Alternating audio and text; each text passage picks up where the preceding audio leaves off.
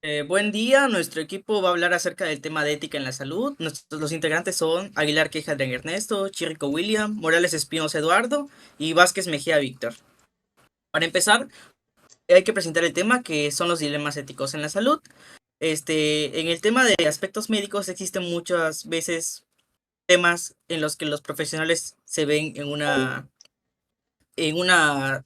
situación en donde no saben qué decidir.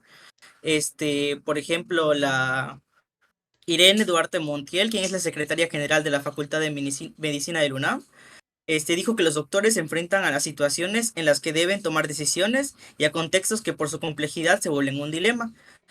Como sabemos, en el aspecto médico existen muchas situaciones donde no va a haber una solución concreta. Van a haber diferentes doctores que tengan puntos de vista diferentes y siempre se busca que se lleve la mejor decisión y que el paciente salga beneficiado. Entonces vamos a empezar con algunos temas, que sería el consentimiento informado, que mi compañero Eduardo va a empezar a explicar. Sí, bueno, el consentimiento informado es uno de los más directos que tienen que ver con digamos, con el paciente, porque es el proceso mediante el cual se recibe información completa y comprensible sobre él para que tenga su consentimiento. Y eso está regulado por el reglamento de la Ley General de la Salud. En el artículo 80 se empieza con que en todo hospital, siempre que el estado del usuario lo permita, deberá recabarse a su ingreso su autorización escrita y firmada para practicarle, con fines de diagnóstico terapéutico, los procedimientos médico-quirúrgicos necesarios para llegar a un diagnóstico o para entender el padecimiento de que se trate, debiendo informarle claramente el tipo de documento que se le presenta para su firma. E igual está para el caso contrario, que es para cuando el paciente no esté consciente o no tenga la posibilidad de dar su consentimiento. Pasa a la siguiente. Este es el artículo 81, que es en caso de una urgencia o cuando el paciente se encuentra en estado de incapacidad transitoria o permanente, el documento a que se refiere el artículo anterior será suscrito por el familiar más cercano en vínculo que le acompañe, o en su caso, por su tutor representante legal, una vez informado del carácter de la autorización. Cuando no sea posible obtener la autorización por incapacidad del paciente y ausencia de las personas a que se refiere el párrafo que antecede, los médicos autorizados del hospital del que se trate, previa valoración del caso y con el acuerdo de por lo menos dos de ellos, llevarán a cabo el procedimiento terapéutico que el caso requiera, dejando constancia por escrito en el expediente clínico. Igual en el documento en el que conste la autorización a que se refieren a los anteriores artículos, deberán contener los siguientes datos: el nombre de la institución, la razón social del hospital, el título del documento, el lugar y la fecha, tres fracciones reformadas, que son el nombre y la firma de la persona que otorgue la autorización, nombre y la firma de los testigos, y el procedimiento o tratamiento a aplicar y explicación del mismo. Y en caso de que deba realizarse alguna amputación, mutilación o extirpación orgánica que produzca modificación física permanente en el paciente o en la condición fisiológica o mental del mismo, el documento a que se refiere el artículo anterior deberá ser suscrito además por dos testigos idóneos designados por el interesado o por la persona que lo suscriba. Y esos son los artículos que tienen que ver con el consentimiento informado en el ámbito de la medicina, de la salud. Un problema que tiene mucho que ver con la ética en el aspecto médico son los conflictos de intereses. Puesto que los profesionales siempre se encuentran en situaciones en las que tienen que distinguir sus intereses personales, financieros o institucionales, así como el mejor interés de los pacientes. Un ejemplo de esto sería la prescripción de medicamentos. Sabemos que los médicos están capacitados para otorgar medicamentos o recetas médicas a los pacientes. Sin embargo, muy posiblemente hayan problemas en esto, pues ya que como cualquier otro profesional, están los médicos expuestos a influencias externas que pueden cambiar su juicio clínico. Una de las más destacadas serían aquellas compañías farmacéuticas que tienen nuevos productos, por ejemplo, y necesitan estrategias de marketing agresivas pues para promoverlos. Puede que el médico conozca o tenga una base de ciertos medicamentos que son buenos para el paciente en una determinada enfermedad, pero a la empresa contactar con el doctor y darle un dinero o promocionarlo o darle alguna comisión, puede ser que el médico, en lugar de darle el mejor medicamento al paciente o el que él sepa que es el mejor, cambie esa receta y le dé el que le están a él pagando para que promocione. Este, el problema es especialmente grave cuando los médicos reciben pagos directos o regalos para que prescriban estos medicamentos, porque el paciente quiere la mejor solución para su enfermedad y el doctor está buscando, en cambio, su interés propio, ganar una compensación monetaria por darle este medicamento. Otro conflicto de interés que se presenta en la medicina es la participación en estudios clínicos. Aquí imaginemos que hay un investigador médico que está llevando a cabo un estudio clínico donde, como sabemos, los medicamentos antes de que sean sacados al mercado necesitan pasar diversos estudios donde los prueban en diferentes pacientes, ven que no hayan anomalías. Entonces, si un investigador está haciendo o recabando un análisis de cierto medicamento y le están pagando pues para que haga este análisis, muchas veces los evaluadores se ven tentados a cambiar los estudios para que aprueben estos medicamentos con tal de que lo siga contratando esta empresa. Sin embargo, aquí está haciendo un grave daño a los pacientes porque puede que hayan algunas reacciones adversas que no realmente no haya reportado y que cuando se lanza al mercado el medicamento puede que sí se encuentren. Entonces, los conflictos de intereses potenciales son la influencia en el diseño del estudio. Muy posiblemente el investigador recabe o ya sepa a qué personas no son dañinas el medicamento, y entonces a ellos son a los que va a incluir en el estudio para que no se muestre como que el medicamento es malo. También puede ser que cuando él interprete los resultados, lo modifique para que se vea como si el medicamento fuera más bueno de lo que es malo, así como en la divulgación de resultados y una publicación selectiva. Otro conflicto de interés al momento de los médicos atender a los pacientes es cuando los médicos ya tienen una relación personal con los pacientes fuera del entorno médico, siendo una amistad o una familiaridad, por ejemplo, que es cuando un médico o terapeuta tiene una relación con un paciente y podría resultar difícil mantener una objetividad clara cuando él le dé su evaluación o esté tratando a la persona.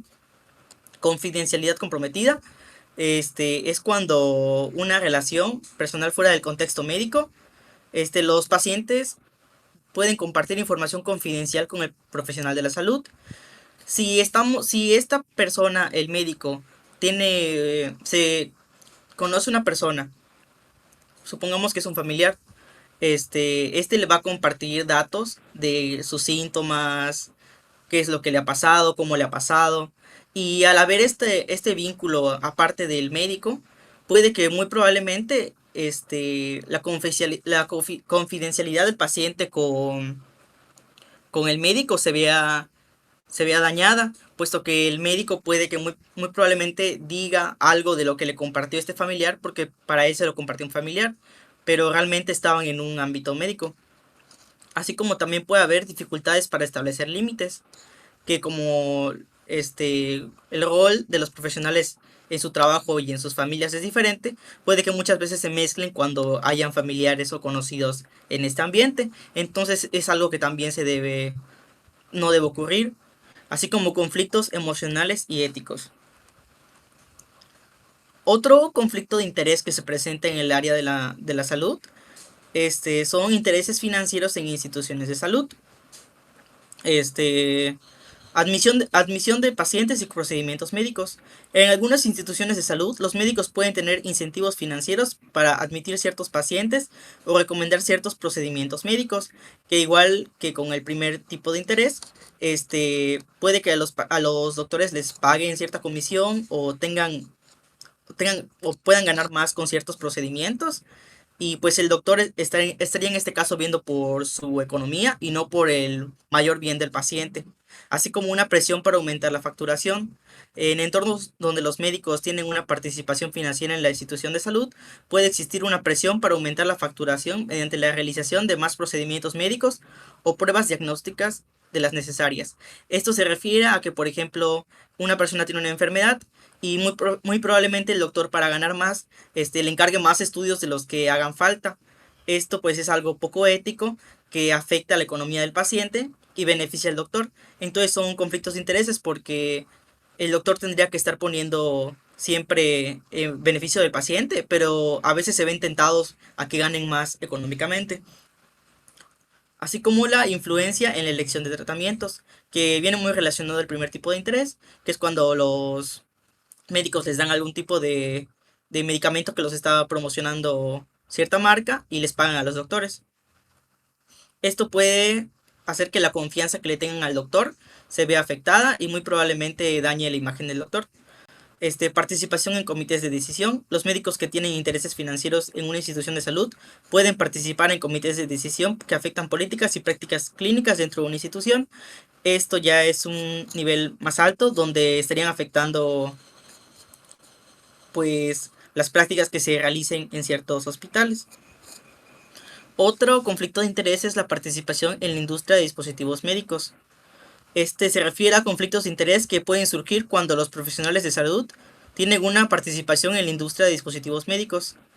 Este, aquí sería que, por ejemplo, reciban regalos o pagos este, para, para que promocionen ciertos dispositivos médicos, aunque muy probablemente hayan otras alternativas que sean mejores y más económicas para el paciente.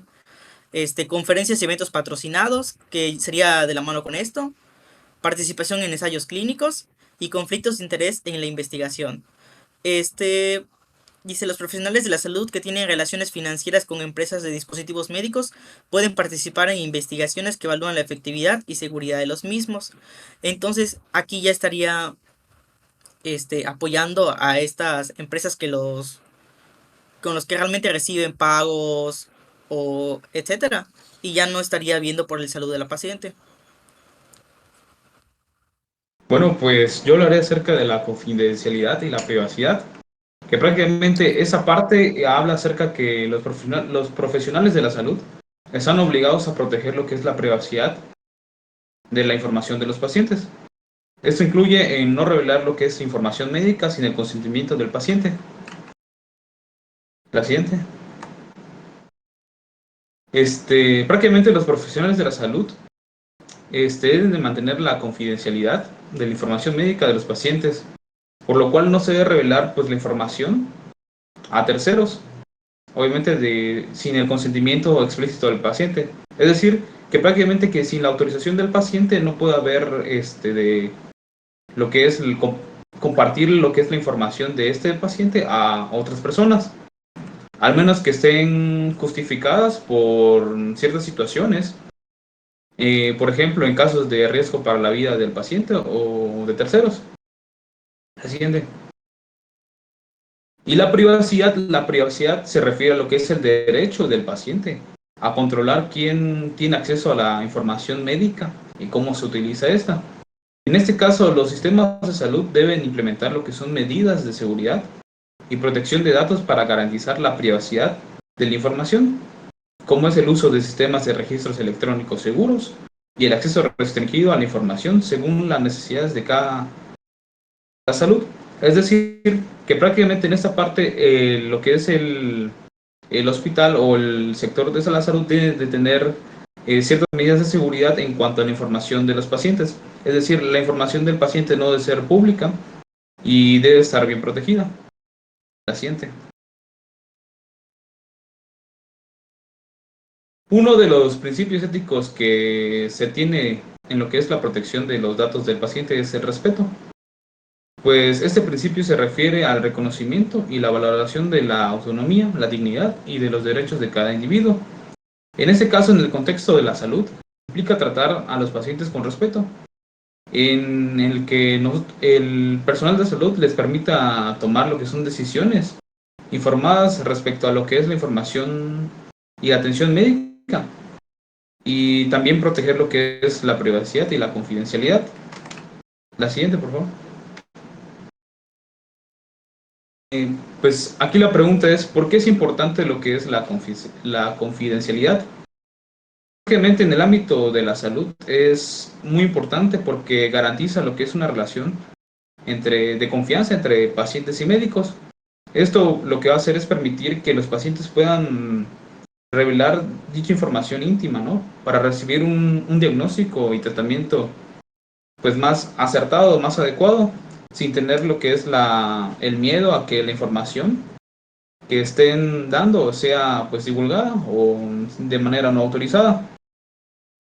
En este caso protege lo que es la privacidad y la dignidad de las personas, evita daños derivados de la revelación de información personal y asegura respeto a los derechos y regulaciones que salvaguardan la privacidad médica. En este caso, la protección de datos en el ámbito de la salud es muy importante ya que prácticamente se respeta lo que es el derecho de la persona de la privacidad y prácticamente mantiene íntegra lo que es su dignidad. La siguiente. Ahora, aquí, compartir información médica. Se nos hace la pregunta de con quién pueden los médicos compartir información médica de sus pacientes. En ese caso, los médicos pueden compartir la información de los pacientes con, con el permiso de los pacientes, con cualquier persona. Es decir, que mientras el paciente sea consciente de que la información está siendo compartida a otras personas, pues este consentimiento pues, puede ser a cualquiera, siempre y cuando el paciente lo tenga claro. Y ahora, hay ocasiones donde la información se comparte sin el permiso del paciente. En este caso es en cuanto a compañías de seguro, asumiendo que los pacientes entienden que están en una condición de estar asegurados. También en cuanto a departamentos de cobranza de hospitales y centros de salud. También hacia otros trabajadores de salud que están involucrados en la atención directa del paciente y en la dirección de salud cuando así lo requiera lo que es la ley. En la siguiente, aquí nos hacen la pregunta, ¿cuándo deben los médicos violar la confidencialidad? En esos casos, la confidencialidad debe ser pues, prácticamente violada cuando en casos de enfermedades reportables como alguna infección o el VIH-Sida, así como situaciones de heridas de arma blanca o de fuego con implicaciones legales. En este caso, los médicos están obligados a reportar de la información de los pacientes cuando se trata de alguna enfermedad que pueda, pues prácticamente, de atentar contra la salud pública. En este caso, para prevenir los brotes de enfermedades. Y también en el caso de algunas investigaciones criminales, se tiene que dar información, obviamente, a la policía. Pues prácticamente esto es para colaborar en investigaciones criminales cuando sea necesario.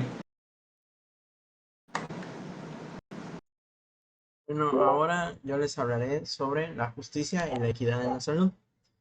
Básicamente, la equidad en la salud es manejada por una entidad conocida como el administrador en la salud, el cual hace uso de recursos humanos, técnicos, tecnológicos y administrativos para permitir que los servicios que se proveen dentro de una organización que ve la salud de sus pacientes, pues básicamente sean distribuidos equitativamente entre todas las personas con la finalidad de poder tratar, prevenir, curar, paliar y mitigar la enfermedad, la discapacidad, el sufrimiento y el dolor en quienes ya se encuentran afectados. Esto de manera en que se afecte positivamente a la mayor cantidad de personas. Básicamente busca ser lo más eficiente posible con los recursos que se tienen en el momento para ayudar a la mayor cantidad de personas. Siguiente. Los principales fundamentos que guían las acciones de esta entidad para lograr la equidad en la salud es para conseguir así el bienestar del paciente y su trato equitativo, digno y respetuoso. Básicamente, tiene que ser honesto, tiene que ser, tiene que guardar la confidencialidad del paciente, mantener buenas relaciones entre los pacientes y los proveedores o prestadores del servicio que se les está dando. Debe distribuir los recursos de manera justa, evitar los conflictos de interés, la promoción de actitudes, valores y principios que se deben aplicar con observación de los derechos y en respeto de la dignidad humana y la justicia social. Esto básicamente para hacer que el proceso o el acto de distribuir estos recursos y dar la atención necesaria sea lo más fluido posible, evitando conflictos, paros, atrasos y cualquier otra cosa que pueda evitar que los pacientes sufran más de lo necesario. Siguiente. También están dos partes importantes de lo que viene a ser la bioética, que es básicamente todo lo que se refiere al tratamiento de personas en el ámbito de salud, que es la maleficencia, que se refiere a la hora de hacer el mal o cualquier acto o acción maligno o perverso en la intencionalidad de hacer algún daño. Básicamente es cualquier cosa que se hace hacia otra persona con la intención de dañarlo. En la práctica médica, uno de los principios bioéticos más importantes es la no maleficencia. He de destacar que estos dos principios éticos, que son la maleficencia y la beneficencia, bueno, los que están pertinentes a ellos, se manejan más que nada en la bioética americana, o sea, del continente americano, ya que la bioética europea maneja sus propios, por así decirlo, eh, acciones o bueno, mandatos, así que se tienen que seguir. En este caso, uno de los principios bioéticos es la no maleficencia, que se refiere a 4 obligaciones principales. No se debe hacer mal o daño, se debe prevenir el mal o el daño, se debe eliminar el mal o el daño y se debe hacer o promover el bien. Esto también se abarca o dicta 5 acciones que no se deben realizar, básicamente. Es no matar, no causar dolor o sufrimiento a otros, no incapacitar a otros, no ofender a otros y no privar a otros de aquello que aprecian en la vida. Siguiente. Por otra parte, la beneficencia básicamente es lo contrario a la maleficencia. Y ya que se refiere que es el procurar el bienestar de los demás a través de actos positivos, la prevención y supresión de condiciones lesivas que requieren de pasos positivos. La benevolencia es la virtud de estar dispuesto a actuar de manera beneficente. La beneficencia, por su lado, tiene actos obligatorios también. Estos son 4, que son proteger y defender los derechos de otros, prevenir que suceda algún daño a otros, suprimir las condiciones que puedan producir perjurio a otros y rescatar a las personas en peligro. Y si no me equivoco, siguiente.